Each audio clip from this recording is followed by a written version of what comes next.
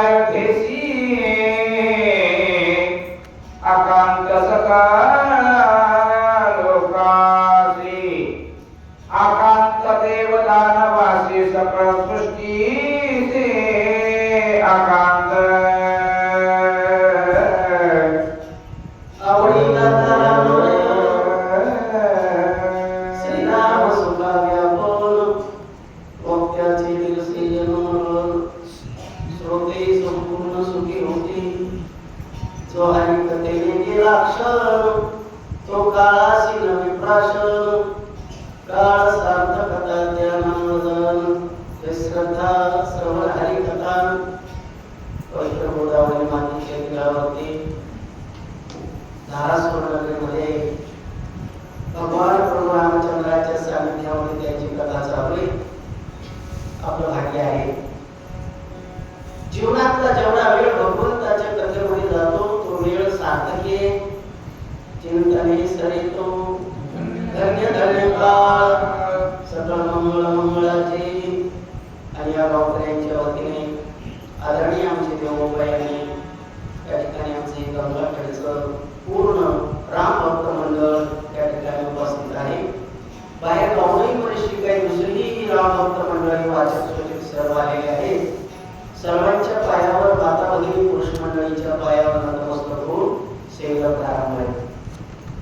भगवान रामचंद्र प्रभूची पावन कथा आहे आणि ती आदर्श कथा आहे. लक्षात ठेवा, एक जर लक्ष्मण गेला अयोध्या नगरीमध्ये कोणीच राहणार नाही, सगळे जातील ना.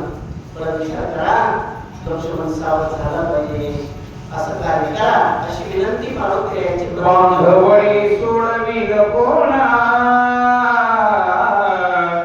वधील कोणा रावण देव कार्यना साधे पूर्ण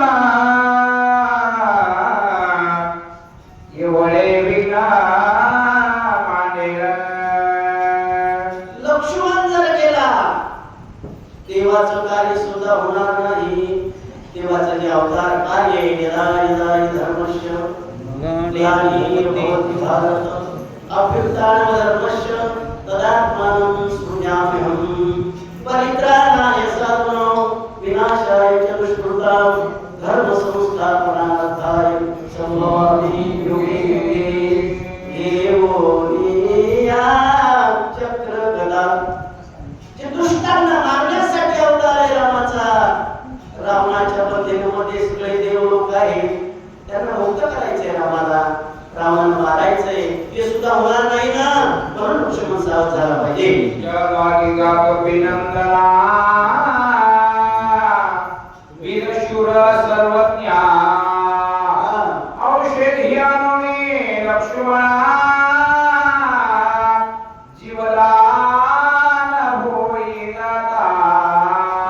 मारुतीला तुम्ही वीर आहात, शूर आहात, शूरानी धीर स्वामी कार्य सागर. विनंती तुम्हाला औषधी आणण्यासाठी जा आणि एवढं कार्य करा.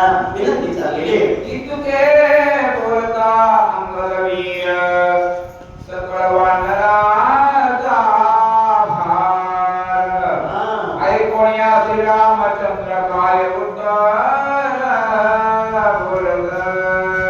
अंगद नावाच्या भक्ताने अशी विनंती मारुतीरायाची केली आहे. युवराज आहेत अंगद, वानरांचे किसकिंदीचे युवराज आहेत ते अधिकार. त्यांचं बोलणं ऐकलं. जगाचा मालक परमात्मा राम आतापर्यंत आपल्या भक्तांनी केलेली भक्ताची विनंती ऐकू लागला होता. आता प्रभू रामचंद्र बोलतात. काय म्हणतात बरं, ऐका जरा. कपिकुळा पंचानना ऐके हनुमंता सर्वज्ञा भातृभक्षेची दाना या लागी शरणदानने तुला. काय अधिकार आहे माझ्या मारुतीरायाचा? कोण विचार करा जरा. जगाचा मालक परमात्मा राम शरणागत मी तुझा तू शरण शरण हनुमंता आणि तुम्हारो जगद्गुरु रामच म्हणायचे. मी शरण आलो तुम्हाला. कपी कुळामध्ये वंशामध्ये श्रेष्ठ आहात तुम्ही. फार मोठा अधिकार आहे मारुतीला आहे तुमचा. ताकद तशीच आहे, ज्ञान तसंच आहे, गुण तसेच आहे, बल तसंच आहे. आणि एकंदरीत सर्व अशा युक्त असणाऱ्या माझ्या मारुतीला मी शरण आहे. माझं ऐका जरा. लक्ष्मणाचे जीवना तुझा भिक्षा सर्वथा परामुख न होणे बंधू जीवदान मलदेई.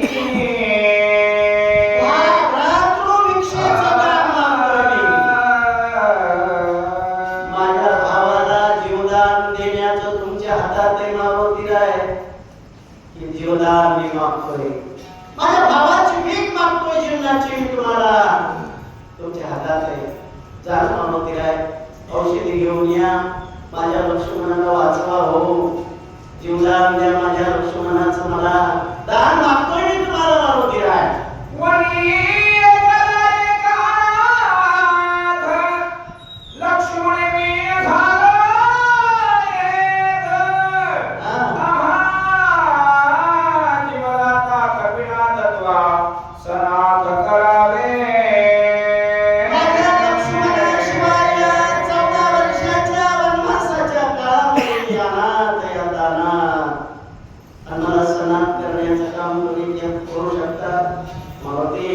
एवढं काम केलंच पाहिजे. कसं जगणं शक्य मला माझ्या लक्ष्मणाशिवाय मी अनाथपणाने नाही जगू शकत. मला सनात करा जीवदान.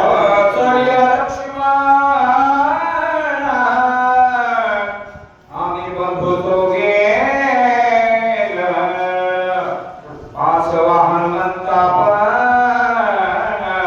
हो निश्चयता भाग माझी.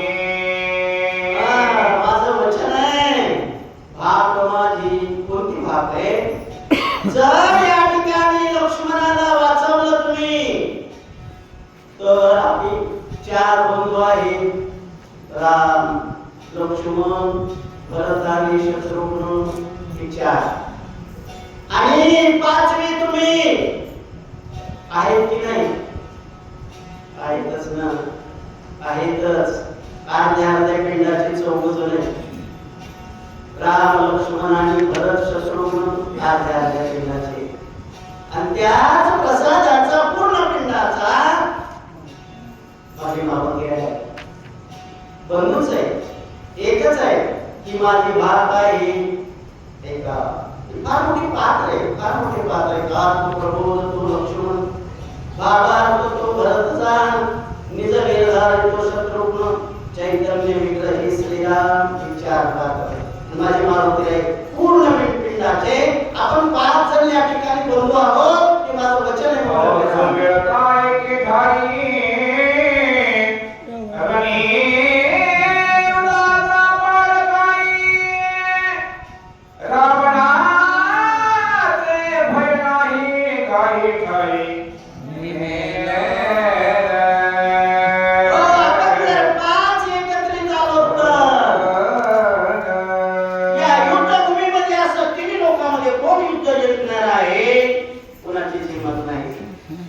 लोकांना जिंकणारा रावण सुद्धा आपल्या 5 जणांच्या ताकदीच्या पुढे फिका पडेल. आपल्या 5 जणांनी एकत्रित होणं महत्वाचं आहे. युद्धभूमीमध्ये 5 जणांची ताकद एकत्रित झाल्याच्या नंतर कोणाचाच पाठ नाही, रावणाचीही भीती नाही असं रामचंद्र